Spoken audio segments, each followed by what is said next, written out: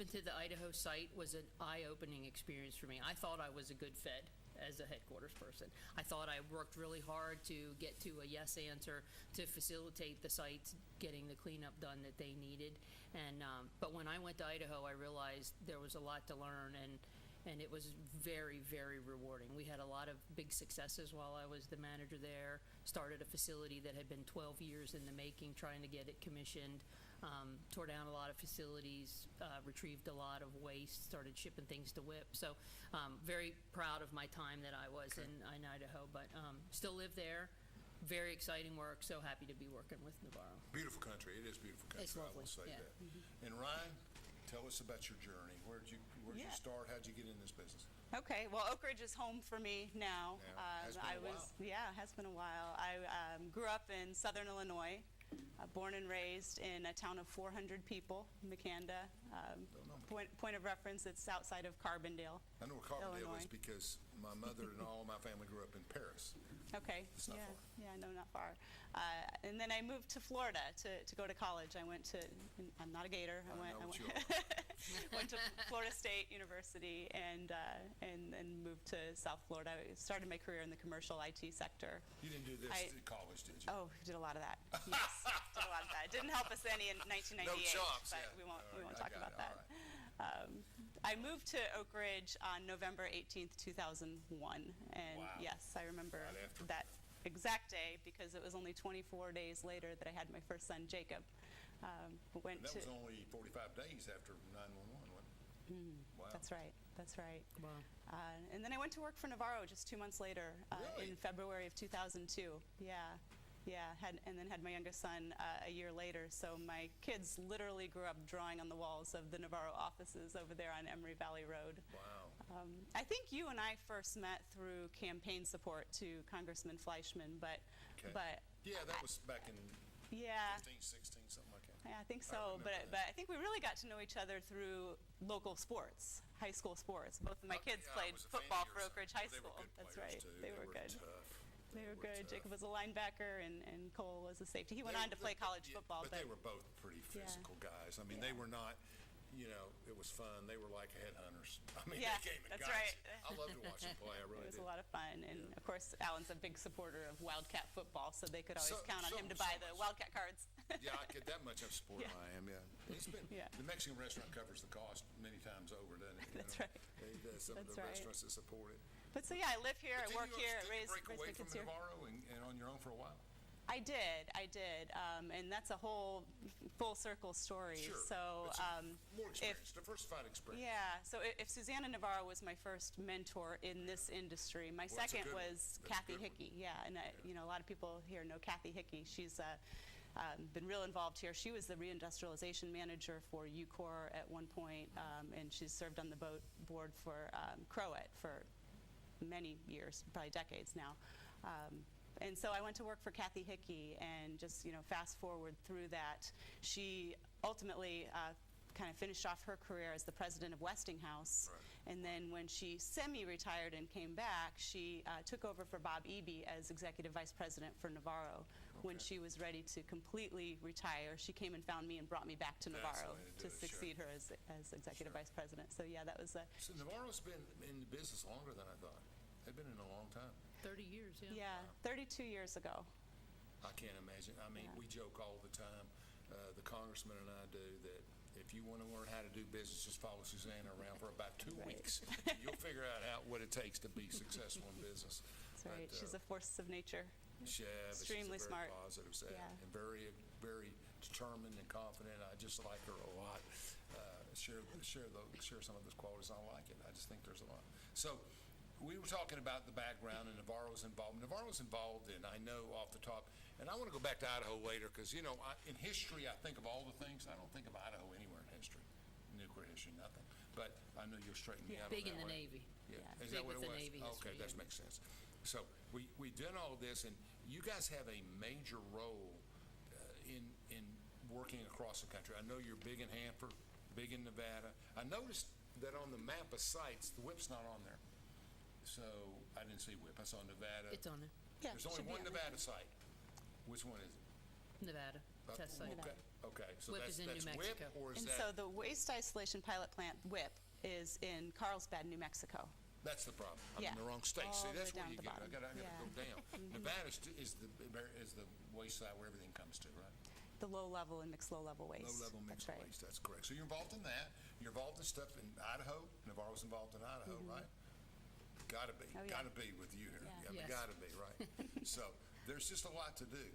And tell me a little bit about as you're into it. And we're going to overlap these three segments. That's just the way. Sure, it works. sure. But tell me a little bit about the challenges. I want to spend a few minutes on Hanford. I've been advocating, and you guys know this. You've been with me at dinners and speaking. I mean, I've been a big advocate of the fact that, and Hanford gets 40% of the EM budget, and my argument is they deserve it.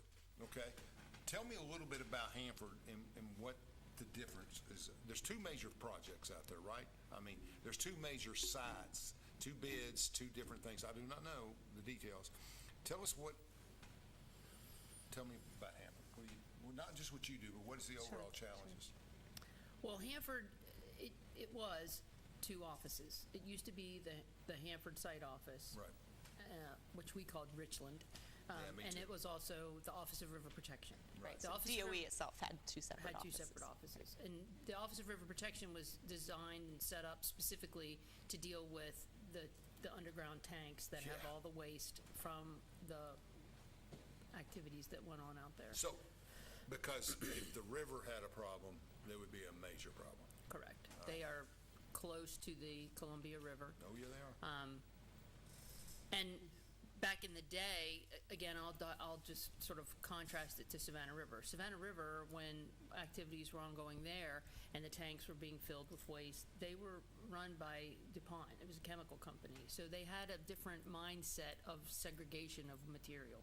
They had different record keeping, and the knowledge of what was in the tanks at Savannah River is completely different than what was in Hanford.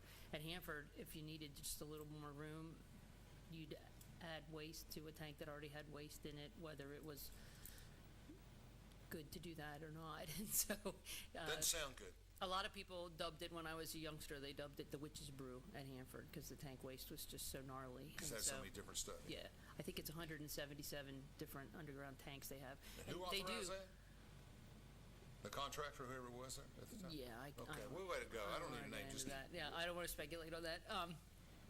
But yeah, they do get a lot of the funding there. Because they do have some of the nastiest waste that the EM program has to deal with is still sitting up there. But they also have transuranic waste. They have D&D work to be done. They have a lot of similar things, soil and groundwater activities that need to be done. So they have all the normal things that the typical I'd be EM interested site in has. going there, and I'm not interested in going anywhere, but I'd be interested in looking at the river side of it and the non-river side of it. What's the Yeah. non-river side do? Well, it's all close to the river. It's Okay. just that it's a sort of a circular site, and the piece in the middle they just call the Central Plateau. So different activities are ongoing in the That's Central right. Plateau That's the separate than what's thing. out along the river itself. But they're bid Right. separately. Not anymore. Since? I think the bid that just was That's just- awarded because recently. It was back under in 18 protest and for quite 19 some and time. 20, they had, Right. remember that was a competitive bid. Yeah, I think That's within the right. last year And they've they've combined the DOE Combined. office there. So now there's one bid for everything. well, No, not they're everything. they're still separate contractors. So the prime contracts out there include the tank waste. There's a separate contract for the environmental remediation work that's occurring, Which the is what balance you of do. site. No, that's CPC-Co, which Okay. is primarily an Amentum company. Correct. Okay. And then there's a contractor that handles all of the mission support, infrastructure, IT, all of those Okay. kind of things site-wide. All right. And then our contract is for the analytical services for all of the high-level waste. So all of the waste that's coming out of these operations flows through this analytical laboratory that we manage. We do sample analysis to help them I get your identify part. how I to understand. appropriately treat the waste. Are you treating waste that is being generated currently, or waste that's been there for 40 years, 50 years, 60 years? We're not treating, we are not Samples. treating, we're testing the samples Verbals, yeah. of the waste that's been there. But Okay. yes, it's legacy. Legacy. It's legacy, there you go, that's That's an right. easy word for me, that's good. So it's Yeah. legacy waste that you're working with, okay. Is there still ongoing nuclear operations there? Does it exist at all? No, Okay. they're just cleaning up. It's going to take a long time. That's correct. Will it be the last thing that Yes. ever gets cleaned up? I would say I would so. venture to say. You have $3 billion in that budget, okay? 3.2 or something like that of the That's right. 8.8 or whatever. So we take that $3.2 billion. If they had 30 billion, would it go faster? Or is there a geographical kind of spatial limitation to how fast you can clean? Well, I think some of it is the facilities, because EM's in an anomalous situation where we have to build facilities to treat all these That's right. unique waste that we have to deal That with. was my question. And first of all, it takes a long time to figure out the technology that needs to be Applied. deployed first, Yeah. and then you got to build the facility to do it. So, yeah, I think more money would help, certainly, but I think there is a It tipping won't point. At it some won't point, it would expedite it not expedite it. Proportionally, Yeah, I get right. it. All right, that makes sense. That makes sense. All right, so tell me about, just start with I mean, you've already done it really, but start with Hanford and come east. Tell me about what Navarro does. Well, we work at Nevada. We are the prime contractor at the Nevada Test Site, it's not the test site anymore. What do they call it? National The Nuclear. Nevada National But that's how Security I Sites. understand Nevada. That's where they went out Sites, away from all the people and tested bombs and tested stuff. And I mean, there was some serious testing going on. Right. It's an enormous site, and there was a lot of atmospheric testing that occurred Yes, there, in the and then 50s. underground testing in addition to that. When did it cease? Or whether it has or not is classified, I'm sure. But when do we know publicly of, I mean, we tested weapons. I don't believe we've tested any weapons in so many years ago. So Right, so since when- 92, I think was the test 92, ban Yeah, I treaty. think So, that was the end. I think. yeah, since then, the mission has shifted to subcritical experiments, so Yeah. that is still ongoing, but testing itself has been ceased for So, a long time. now But you- what some people don't know is that there are actually off-sites testing as well, and that was all managed by Nevada. So, The state. the site. The Nevada site, site the office. Nevada, at the time, test site, Nevada There was National off-site Security. testing prior to 92? Right. Okay. So in the contract that we manage today, in earlier iterations of that contract, because we've been managing that work since 2002 on behalf of EM Nevada, and prior to that, NNSA. It was an NNSA contract originally.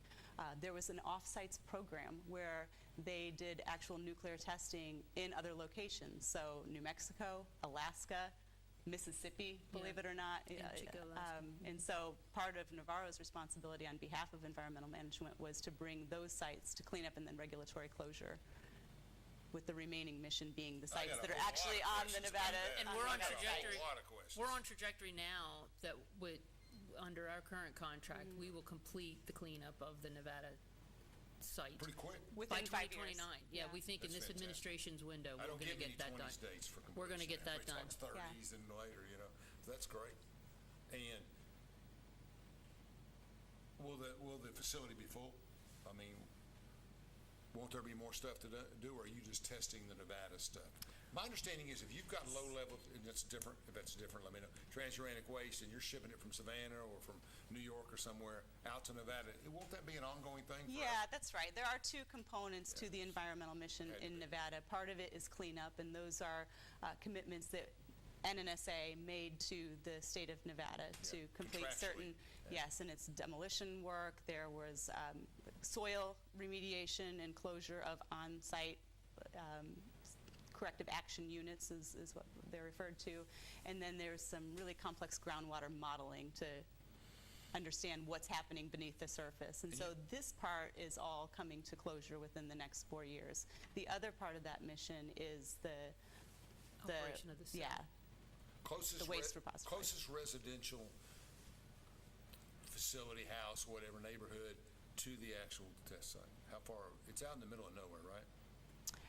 It is out in the middle of nowhere, but we do have the responsibility of doing that confirmation sampling to ensure that If you do wanna nothing build it. travels through the groundwater to surrounding communities like Beatty and some of the So other we're 30 or areas. 40 miles away from life, from people. Yeah, that's right. I It's get it. really about the groundwater at that point, because Yeah, I everything was gonna else say, is that's pretty right. well contained in the That's right. That center of makes the sense. It site. would be It's about the pretty groundwater. remote. Interesting. So you come this way. Yeah. What? You have a contract in Idaho. We do in Connie. It's kind of a jag. I went boom, boom. We do. didn't Yeah. We're in a partnership with Amentum in the Idaho site, And we're working on all of the cleanup activities there, dealing with spent fuel, high-level waste, D&D, transuranic waste, waste exhumation. Yeah, we're running the gamut there in Idaho. And then coming further, we go to WIP. So, which is in New Mexico. New Mexico, outside of Carlsbad, New Mexico. I always wanted Nevada, New Mexico. The nation's only deep geologic repository that's open for business. I remember when the fire started. I was involved. Just the studies of it, and solutions and stuff, and Congress is dealing with it. But so we work on all the waste certification with all the generator sites that send transuranic waste to WIP. We've been asked recently by the manager of the site to work on an activity related to getting remote handled transuranic waste, a little bit more radioactive waste into the mine. So we're working on an initiative for that, because when the contamination events and stuff in 2014 happened, they haven't dealt with anything related to remote handled waste since then, and so they're trying hard now to restart that. Let me explain that to the public. So if it's human beings are handling the waste, it's not going to be as high a level. You use a robot, you have automated service, you can handle higher levels of waste, but it's still waste that has to be dealt with, and it gets shipped differently. You get the containers out there. I know a little bit more about WIP than others, but I mean, you get the containers out there, and you're going deep into the caves. But we do the waste certification, and it gets handed off then to the other contractor that's there with Bechtel. You certify the level of radioactivity? And then they place the waste into the ground. Okay. They ensure that it's safe and in place it. So we're coming this way. You got other sites you're serving that Navarro serves? Small or large contracts? Portsmouth. So those Portsmouth. Those are our 3 prime contracts for Department of Energy.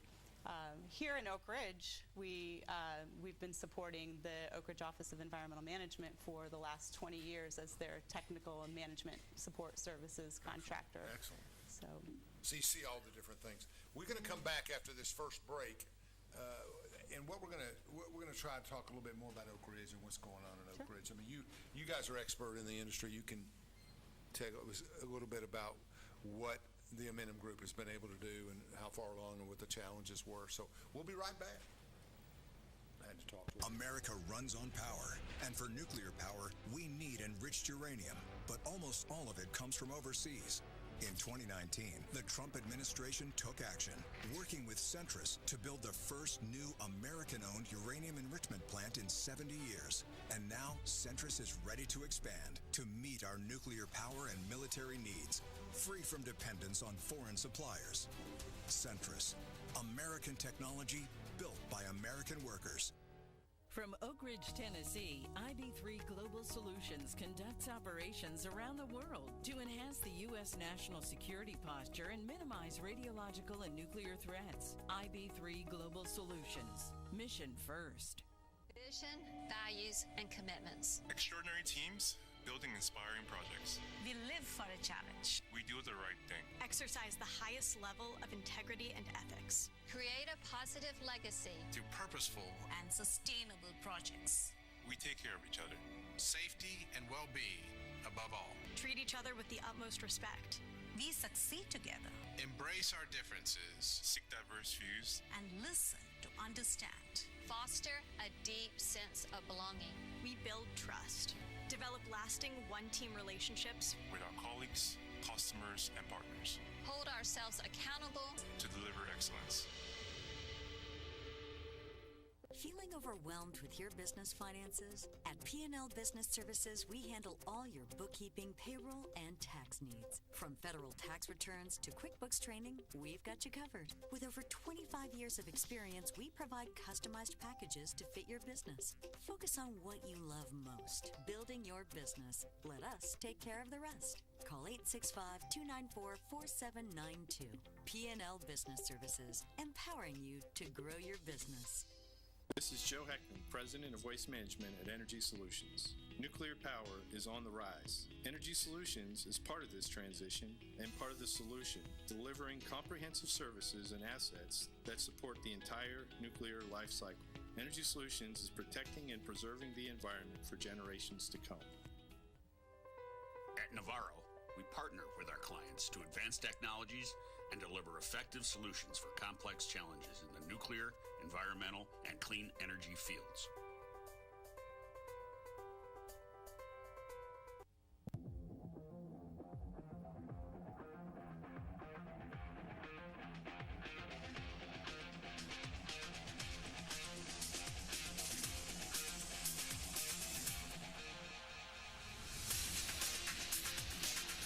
Welcome back to Between the Lines. We're talking here about environmental management, cleaning up waste around the country that was generated from the 43, 44 on. And we're going to talk a little bit about Oak Ridge. I mean, something most of us are familiar with in this community. We have 3 plants, X10, Y12, and K25. K25 shut down 30 years ago or something like that, and then you got the others. But during the war, they were all generating waste. Fair statement, ORNL right. included. My father came here in the Manhattan Project in the 40s as a radioisotope supervisor, pioneer kind of thing. So they've cleaned up a lot, but there was a lot to clean up in the gaseous diffusion area more than the others, especially since they were closed. And gaseous diffusion, as we know, and I learned a lot of that from Centris, just basic on that show, is that basically we're separating uranium through a gaseous diffusion project, great stuff. So they quit doing that. There was a lot of waste, all that stuff left that they didn't use. Tell us what they set out to do and how they pretty much completed it outside the gate. Okay. Yeah, let's start with Department of Energy here locally. Absolutely. The Office of Environmental Management, Oak Ridge, is responsible for the cleanup across the reservation. Right. And like you said, that includes the East Tennessee Technology Park, which a lot of us know is K25. Group, yeah.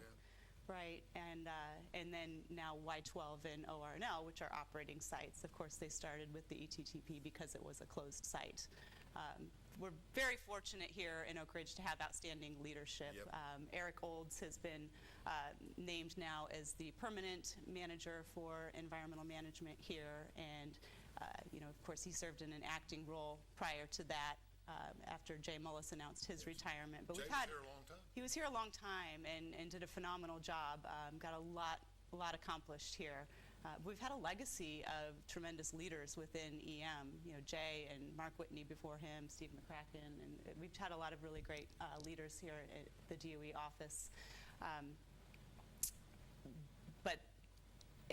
We're focused here on environmental management, but like you said, we have 3 different missions here within Oak Ridge. We have national security, we have science, and we have EM. And given the waste field challenges of Y12, we're in a hurry, right? That's right. But the partnership amongst the federal leadership here is really critical. So, you also got to give nod to Mary Helen Hitson, who's managing NNSA's Y12 site office, and Trey Wheeler there at Science. They work all in concert together to integrate these things that are all happening here on the reservation. And of course, all of our work here relies on advocacy and funding appropriated by Congress. So we're really fortunate to have a good friend and advocate in Chuck Fleischman, who's our representative here for the 3rd District. Not everyone has. He works well with everybody. Mm-hmm. Susie That's Lee, right. everybody. I mean, he just gets along with everybody. That's right, and people know that he represents us here regionally, but he's also the chairman of the Energy and Water Appropriations. So this For is 6 years he was up there. We were in and out of there. Everybody thought he was from Oak Ridge. Nobody knew he was from Chattanooga. It's amazing.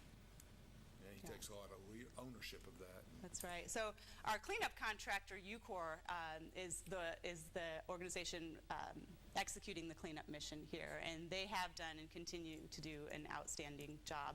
They achieved the historic milestone of completing the ETTP cleanup just last year, which has enabled them to move into Y12 and ORNL, which are 2 operating sites. Before you leave, Kate, tell us about the revitalization of the buildings. They've been able to create opportunities for new people to occupy those facilities? Yeah, so that's the really exciting part for Oak Ridge and for this community. Making that land available for reuse is going to be transformative for Oak Ridge. And I don't know if you want to get into the reindustrialization right now. We can. Time is the issue. I get it. Yeah. But BWXT is building out there somewhere. That's right. That's right. On the land. I mean, was that land that was? Yes, it is. And I can just do a quick run through of where all that is. Just last month, they transferred a 32-acre parcel over to the Industrial Development Board, which I serve on for the city of Oak Ridge. Yeah, that's right. And I think that brings the total of land transfer from federal ownership to for economic reuse to over 1,800 acres.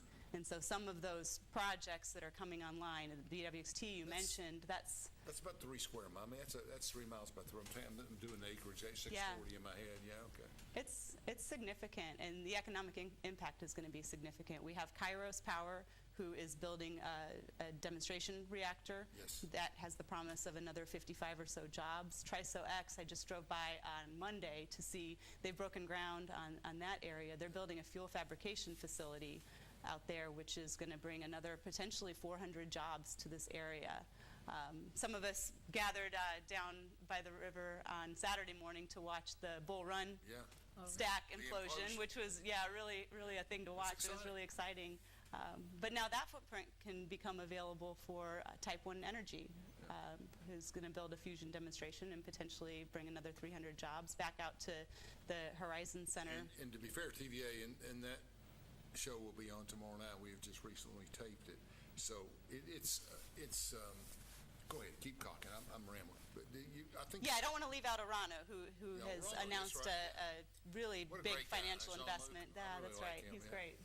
We like Jean-Luc, and they're going to be building a uranium enrichment facility. So again, another 300 or so jobs. I mean, all of this adds up to over $20 billion in direct investment here locally, and over 2,000 jobs created. Let me put this in context. This the race for independent uranium and domestic production and getting away from trying to compete with the world's powers, et cetera, and more. Does all of those reactors and all of that growth and all this, will that create new challenges for environmental management? Or will they be self-contained type? Will the new reactors and everything be able to, for lack of a better word, self-clean or maintenance while they go? I would trust, as a citizen here, that is the case, that they are actually planning for that as they go. All right. I know it won't be legacy, but the question is, would EM have some responsibilities in trying to follow that behind? I think it's too early to tell about that. Okay. I mean, fair statement. I would hope not, but who's to say? You're right. Go ahead. I interrupted, Ryan. Go ahead. Inquiring minds. I'm out here in the rural part. I'm trying to figure it out as we go. So. Okay, so are we moving from the ETTP side into the cleanup? You did a good job describing all of the. We had the Oak Ridge Corridor on about 3 or 4 weeks ago, and they did a great job. The mayors did, and Councilman Sean Gleason about how we're developing those things and people that are coming. It's good. Go ahead. Yeah, we have the right leadership in place, and that's important to mention too. Not only do we have a legacy of great leaders that put this framework in place to allow us to be here today, but we have timing on our side, and then we have Roane County, Anderson County, City of Oak Ridge, all working together in a council that's like-minded. Better than ever. That's right. Better than ever. I've been through some battles on that. And I give Wade Cresswell a great deal of credit. He does a wonderful job. Mayor Frank's smart, stays engaged, and Sean Gleason's a force of his own. That's right. And so that's been really a good threesome to work on that. But anyway, now let's move to Y12, where it seems very critical to me. That's the part I know the best. So tell us. Y12, UCOR was able to move over there, and one of the first big projects right out of the gate was taking down the biology complex. Yeah. So we know that as the Mouse House, the big red building right as you drive in, that is gone, safely demolished, and now that footprint is available for building the new lithium processing facility, which is vital to our national security objectives here. So now, currently today, they are working on the demo of the Alpha 2 facility, which is a massive 4-story building, old legacy uranium enrichment operations, and then readying some other facilities for demolition. In concurrence with those demo projects, they also have some other critical projects happening, which is the landfill. A lot of us are familiar with the EMDF, which is going to be our on-site disposal facility, which is, EMWMF is about at capacity, and we need the EMDF to come online. That's correct. And then the mercury treatment facility. So that's. And the mercury treatment, for everyone who knows, you go down to Shoney's, you get on Illinois Avenue, don't swim in the creek. Guess what we tell everybody? Don't swim in the creek. The buildings that are coming in front of us do have a lot of mercury to be addressed, and so that treatment facility is critical before those buildings come down to have a plan and a treatment mechanism for Do we have, in the era of Robert Kennedy and the era of a lot of other things, do we have a good understanding of what mercury does to you? Do you guys, as knowledgeable. Yeah, we don't want it in our water. So. I got that. Okay, that clears I don't want everything to up, eat folks. fish that were in it either. Yeah, the fish were walking on. That was the first clue when they got up out of the water, right? Okay, I got it. Yeah. All right. So, when is all And that so- going to be complete at Y12? Have they got a timeline? As Amentum, I'll call them Amentum. Oh, have a goodness, timeline? yes, I'm sure. Okay. Could I? But it's out there a few years. Yeah, later. I can't say I know it either. It's a big job. They've got a lot of work ahead of And them. I started thinking about it. Cleaning up this one. They're building UPF here. They're doing this here. It's a busy place. That's right. A lot of construction where I think Rick told us a couple weeks ago that 1,600 tradesmen still working out there. Most of the electricians and some sheet metal there too. But That's right. So It's a busy place. workforce, that's a huge issue. And UCOR did a really good job negotiating a project labor agreement that has been a good enabler. But they are also spearheading a number of workforce development initiatives, both from an outreach perspective, but also developing programs and curriculum in partnership with local schools and universities to train the workforce needed to continue this work. yeah, we had Rome State and some others on, and they're putting out, it's just getting started with the programs. They got a project manager, they got a nuclear engineering, and they've got some other craftsman type stuff. And that's one. I'm sorry. It's certainly something too. I think that these new firms coming in here, Arano, all the firms that are coming in here either to build an enrichment facility or some other type of reactor or fabrication facility, they're all looking at that same thing because they all know that they are going to need a next generation workforce as well. So I think it's a good thing. When I've been here on Fridays to go to the E-Tech meetings and stuff, you hear a common theme amongst everyone, not just the businesses that have been rooted here, but the new ones coming in have an awareness of that to help make sure that they contribute in their way to that future. Yeah, that's right. And it's something that I think as a community we've been talking about for the last decade, but just in the last couple of years, the rubber's hit the road, and you see a lot of partnerships with all of these organizations here locally working together because everyone needs the resources. Yes, I think so too. I think you're right. And you can't recruit new industry of any size like Arano and others without having, one, the pool of labor necessary, skilled labor to do it, and further along as we are, and number two, TVA and the ability to provide electricity. Boy, I've learned a lot about that. Yeah. I mean, this is the final segment in this one, but we're going to do an AI segment. Whew, it's scary how fast and how much demand that stuff is growing and how it puts on everybody. I was in a strategy meeting this morning, and we've just got to go fast because we're going to get eaten if we don't go fast. I mean, these things are going to continue to demand and grow and demand and grow. Yeah, exactly. I think it's right. comforting to know, though, that those companies coming in here, I've spent a lot of time with Jean-Luc myself, and, he is a wonderful human, and he's got just a keen awareness of what needs to be, and it's nice to know that they want to come into the community, build their facilities, but that they recognize they are going to have to not just continue to deplete and compete with other organizations. They're going to have to help build that workforce. That's nice. Well, we're going to take a break here, and then we're going to come back and talk about, as a whole country, and some different theme issues that come up with it, and budgeting and environmental management. It's just kind of a miscellaneous. I think it's exciting, the things you've described, and, UCOR deserves a lot of credit for everything they've done in Oak Ridge, and we sincerely appreciate Ken and all the people that have worked with him, and it's been a great job. And let's go to break, one final break. At Navarro, we partner with our clients to advance technologies and deliver effective solutions for complex challenges in the nuclear, environmental, and clean energy fields. Vision, values, and commitments. Extraordinary teams building inspiring projects. We live for a challenge. We do the right thing. Exercise the highest level of integrity and ethics. Create a positive legacy. Through purposeful and sustainable projects. We take care of each other. Safety and well-being above all. Treat each other with the utmost respect. We succeed together. Embrace our differences. Seek diverse views. And listen to understand. Foster a deep sense of belonging. We build trust. Develop lasting one-team relationships with our colleagues, customers, and partners. Hold ourselves accountable to deliver excellence. From Oak Ridge, Tennessee, IB3 Global Solutions conducts operations around the world to enhance the U.S. national security posture and minimize radiological and nuclear threats. IB3 Global Solutions. Mission first. America runs on power, and for nuclear power, we need enriched uranium, but almost all of it comes from overseas. In 2019, the Trump administration took action, working with Centrus to build the first new American-owned uranium enrichment plant in 70 years. And now, Centrus is ready to expand to meet our nuclear power and military needs, free from dependence on foreign suppliers. Centrus, American technology built by American workers. Feeling overwhelmed with your business finances? At P&L Business Services, we handle all your bookkeeping, payroll, and tax needs. From federal tax returns to QuickBooks training, we've got you covered. With over 25 years of experience, we provide customized packages to fit your business.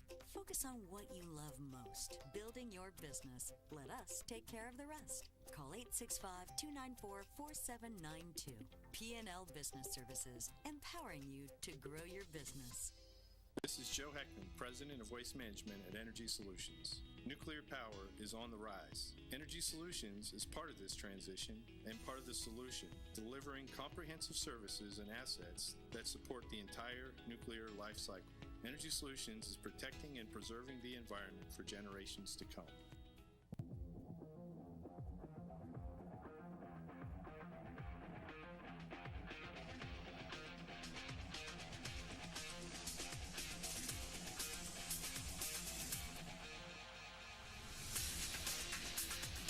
Weeks of filming, eight different scenarios, 8 different companies, 8 different guests, and we're just got about 20 minutes left in the 8-week segment, and it's been outstanding.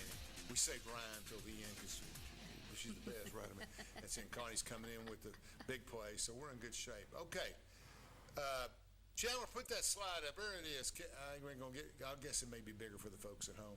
But you can see all of the sites that you were talking about. Obviously, you can't put them all up there. Coming across the country. What's in New York? I was going to ask you that the other day. I saw where they were bidding something last year, and I didn't know what. I don't know who it is. Yeah, there are a couple of different things in New York. The West Valley site. Yeah, that's the one I was thinking about. Yeah. You know, it's the center of the country has very little. I was just thinking about that today. It's very interesting. If you look around, folks, it's different, and that's where all the areas we've cleaned up. How many do we have left to clean up? How many have we done, Connie? Where are we at in the process? 92 have been complete. There's 15 to go. Wow. But the staggering I'm an old thing ball is, player. That's good stats, you know. Well, it's really not, because I was thinking the same thing. But I called some folks before I came on today just to double check some of my numbers, because even for me, as long in it I've been, it changes. You know, you think it's been 35 years, 89 to now, that we've been working to get 92 sites done. We have spent $184 billion to get there. Sounds like money. But so with the 15 that are left to go, the reason they're left is because they're the toughest, and they're the toughest. Yeah. Tank waste, the Savannah River tanks, the Hanford tanks. Idaho still has high-level waste, and Hanford and Idaho both have spent fuel. Savannah River has spent fuel. No Yucca Mountain, right? So that's crazy. The cost to go, the estimated cost to go to complete the 15, the low number was $544 billion that was published in the 26 budget. How much? $544 billion to finish. To finish. That's the low end range. The high end range is about at $750 or something like that. Okay. And at a budget of $9 million a year, it could be $9 billion a year. Yeah, that's what I would say. And you tack inflation. Yeah. Right. So it is a staggering wall. What if we quit today? Against. What if we just stop cleaning up?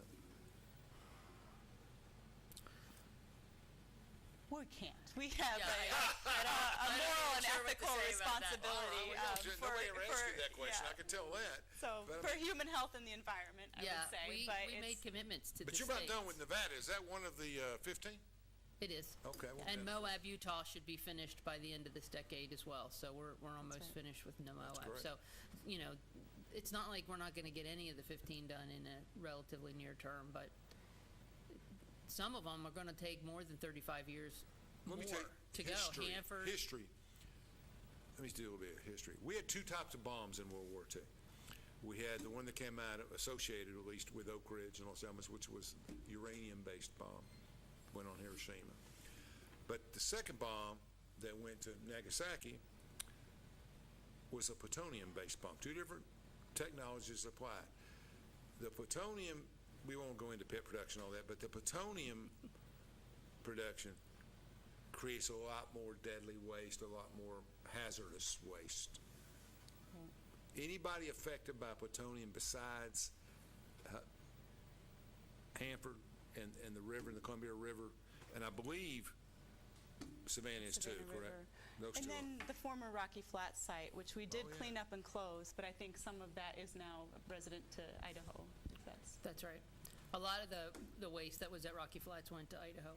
A part of what we needed to exhume out of the ground was a result of literal truckloads of barrels of waste going to Idaho that was dumped in the desert, unlined pits and trenches, and then we spent the last Tell me why 20 years. either one of you want to take a step on why plutonium so bad? Why is I it? cannot do that, no. I won't take a stab at it. But let's just say that the exposure to that particular chemical element is much more potentially dangerous. It is radically dangerous compared to being exposed to uranium. Not that that's a good thing, but you know what I'm saying. It's a completely different thing. You're exposed to plutonium, you're done. Uranium is a different kind of situation. So that's why it's so urgent that we. And you were at dinner when I spoke to it. You cannot neglect Hanford. You have got to get it right, and that is in the center of the population. Columbia River. I mean, we're talking. Where else? I mean, we're not in Nevada. We're not in Idaho, Mohawk. They built this thing right. I don't know. I'm surprised why did they build it there? Electricity, the rivers, and access to the water. The water for the reactor. You got to have the water, yeah. Cool. Well, and I think that's why this administration, Secretary Wright, have charged us, the EM group as a general. They've charged us with coming up with innovative ways. It's not don't do it to save money. It's do it, but do it smarter, do it better. Yep. Not even faster necessarily. Just figure out a different way to do it that isn't maybe going to cost so much money. Come up with a different technology. Sure. Look at that makes sense. Just look at different ways to do things. That's something we don't talk about a lot, but that's probably a good instead idea. of just honing in on a decision that was made in 2003 or something, and then just not reevaluating it. And that's because, change. and to be fair, that's because private enterprise isn't involved. There's no need for innovation. We'll just keep getting government funding and we'll keep moving ahead. Here comes the conservative. But at some point, if you can figure out a way to do it cheaper and more innovatively, there's an opportunity to save taxpayer money and for somebody else to be a part of the process and make money that wouldn't have made money anyway. So I'm not skilled enough to understand all the different technologies that would be necessary, but it seems like we're doing in the reactor world. Mm-hmm. And that's right. And we're a highly regulated environment that has a low risk threshold, right? So we react to those things by adding additional layers of controls, and that's happened over time for decades and decades and decades. As you learn more. Right, and so now we're kind of in a position where there are things that we've done just because we've always done them that way, and so that's the charge, right? Muscle memory is like, that's a good point. Let's take a step back and think about what makes sense and kind of reprocess flow the way that we're doing things. I think there's a competitive tension between the scientific way of researching and spilling and let's go over not in this necessarily, but everything, especially production and stuff, doing this and let's make sure this is right. Let's don't rush. Let's do this. And now there's a new whole thrust on. We got to go. Manhattan Project number 2. We need production. We need accountability. We need deadlines, and we need to move faster, starting with NRC. And I guess the way I guess we have to be. I don't want to say less risk observed, but we have to build in. We have to build in the chances that we could lose some things on the way, but we have to get there anyway. So we need to go. My father worked in O&L in radio. He got 50 to 60 rads a year. 10 times what we get now, right? When he was 55, his heart was that big, and he died of a heart attack at 60. But he always saw it as a different war wound, that his buddies got killed in Italy, he was a scientist, it eventually took him too. I mean, I think there's some, it's easy for me, I'm not going to crawl in there and do it. Yeah, and there's certain tenets that we won't give up, right? We have to be safe. We have to be protective of human health and the environment. But what else can we look at? And and what is that? What is that definition of it? I mean, what's acceptable risk? And I think I don't know much about the NRC. I have friends that work there that are leaders that have grown up in Oak Ridge and moved on. But I think that, and the difference is that it shouldn't take 3 years to get things done. They should be able to get that process done quicker, and approvals be done within a year or 18 months or whatever it is. I think one of the things that's transitioned, I would say, in the last decade or so, when EM started in 1989, there was a mess out there, and 107 different sites, which means 107 communities affected. Some of them were tribal nations. They really didn't understand what was going on in their community. The department was coming in. They were going to start building up buildings and setting up camps to try to tackle this waste. And I don't know that the department, in hindsight, even reflecting on it, the leadership from back then, I don't think they thought they communicated very well to those entities, to the public, the stakeholders, anybody in those communities. Particularly in the last decade. Those communities felt like victims. Correct. And to some degree, they frankly were. I mean, they we'll thrived, like Oak Ridge thrived during the height of building the bomb, but at the same time, it was suffering at the same time. But we're its child. There was nothing here before. They didn't come in and build it on top of us. People came from all over the country to put it together and to do something for the war, and we inherited it. Right. Is that fair? But just as we see in spades here in Oak Ridge, the alignment between the state officials, the community officials, the public, the businesses, is what fosters the ability to get things done faster and better. And so I think a lot of that for the EM people, at least those of us that were in the federal community, when Ike White was EM1, he pushed that so hard. It was like one of his big themes with us all the time was to be communicative and meet more with the tribal leaders and talk to the public. And we use Citizens Advisory Board meetings and stuff to make sure that people understand what we're doing. And we talk to them before we do it. We don't just decide what we're going to do and tell them we're going to do it. You go work with them and educate them. And I think that's another thing. Everybody talks about nuclear like we should all be so completely afraid of it, and to some degree I guess there's an obvious respect we have to have for everything. But we have workers in Hanford and Savannah River and Idaho that deal with spent fuel, for instance, and they're not afraid because they know how to deal with it. You can say the same thing about coal mines. Correct. So I think to some degree it's getting the knowledge that the worker base in the EM program has, getting that out into the community a little further and helping. And again, it all gets back to alignment. If you can help people understand what they should be afraid of and what they shouldn't necessarily be afraid of, it would go a long way. I'm sitting here in 1942, 43. I get General Gross, who didn't want to do it, but I got him down here to run this. I've got Nichols down here. I've got people.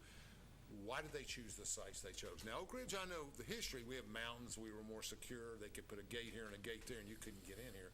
And the mission was a little different.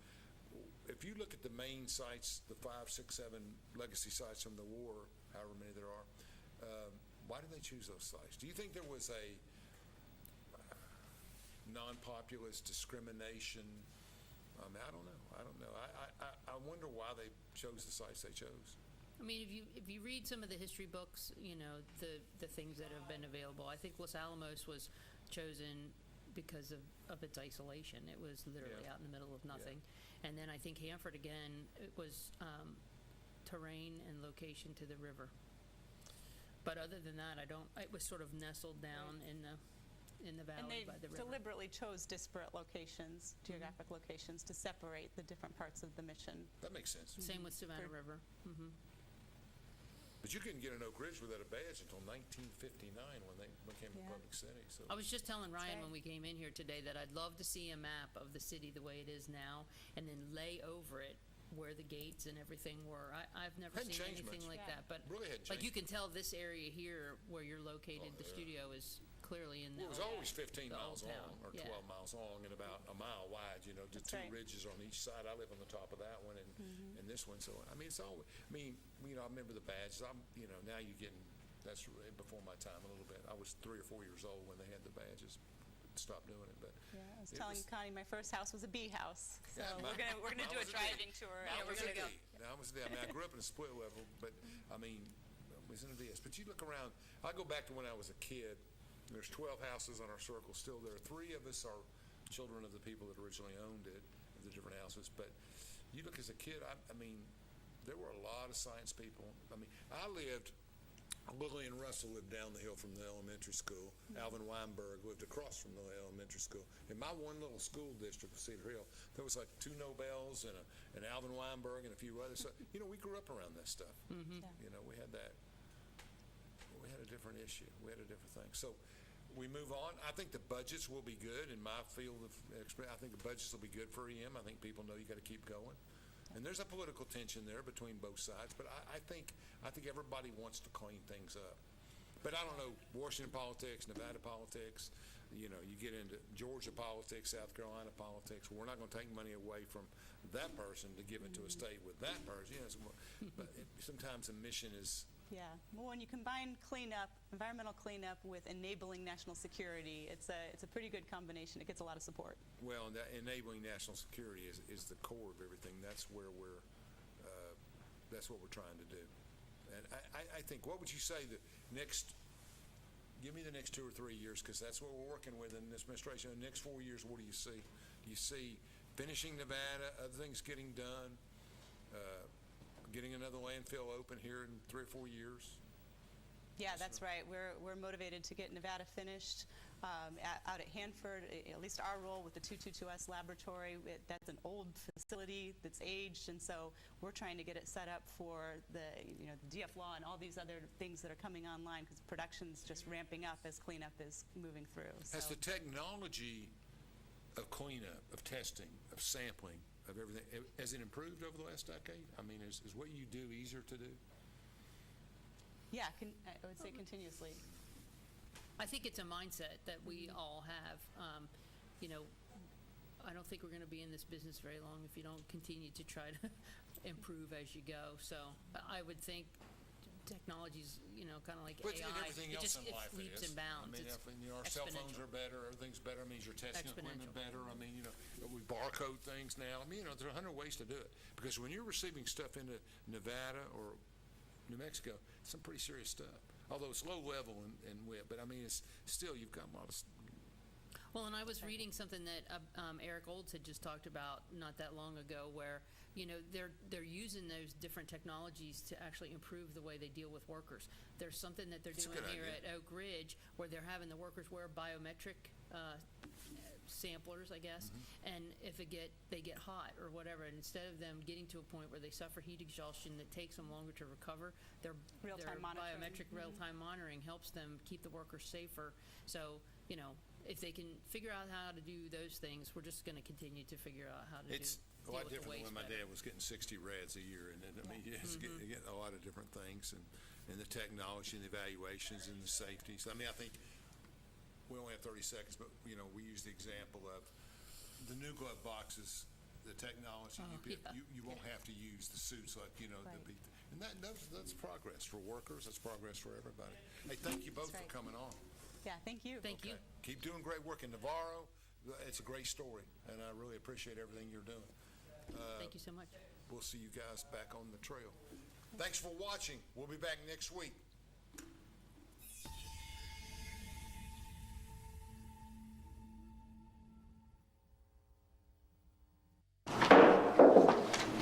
Call the Town of Oliver Springs Water Board meeting for July the 10th to order. Roll call, Joe. Robert Miller, Jeff Bass, Charlie Bailey.